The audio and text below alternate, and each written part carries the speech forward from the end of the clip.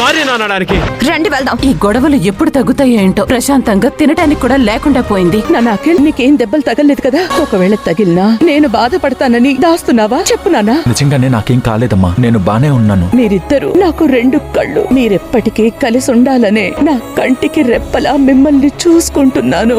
మదన్, అరవకు. మీ నాన్న ముందే కాలు మీద కాలేసుకుని కాఫీ తాగుతూ కూర్చుంటావా? నేనసలు మీకు కన్న బిడ్డనేనా? ఇక చాలా ఆపండి. మయూక, నీకిదే చెప్తున్నాను. నీ నోటిని నీ భర్తని అదుపులో పెట్టకపోతే నాలో ఇంకో యాంగిల్ చూస్తావు. జాగ్రత్త. నోరు మూసుకుని ఎవరి పనులు వాళ్ళు చేసుకోండి. వెళ్ళండి. రే మదన్, ఏ సమస్య వచ్చినా ఆవేశపడకుండా ప్రశాంతంగా ఆలోచించి నిర్ణయాలు తీసుకునే నువ్వు సడన్ గా ఎందుకు తప్పుడు నిర్ణయాలు తీసుకుంటున్నావు? ఈ ఇంట్లో నీకున్న విలువ నీకన్నా ముందు పుట్టే నాకు లేదు. నువ్వు దారిని పోయే వాళ్ళని తీసుకొచ్చి ఇంట్లో పెట్టినా ఎవ్వరు ఏమి అనరు. నన్ను ఎందుకు అని ప్రశ్నిస్తున్నారు. నిన్ను మాత్రం ఎవ్వరు ఏమి ఏ విధంగా ప్రశ్నించరు. అఖిల్, ఈ కొడుకు ఇక్కడెందుకుంటాడండి? నా కొడుకెవరో ఇక్కడికి వస్తేనే తెలుస్తుంది అని చెప్తేనే వచ్చాను. ఇంతకీ మిమ్మల్ని ఇక్కడికి రమ్మందెవరు? నేనే రమ్మన్నాను. బాబు, త్వరగా నా కన్న బిడ్డ ఎవరో చెప్పు. సార్, రిపోర్ట్స్ ఇవి. నాది జానకి గారి DNA రిపోర్ట్స్. జానకి కొడుకు అఖిల్ అని తెలిస్తే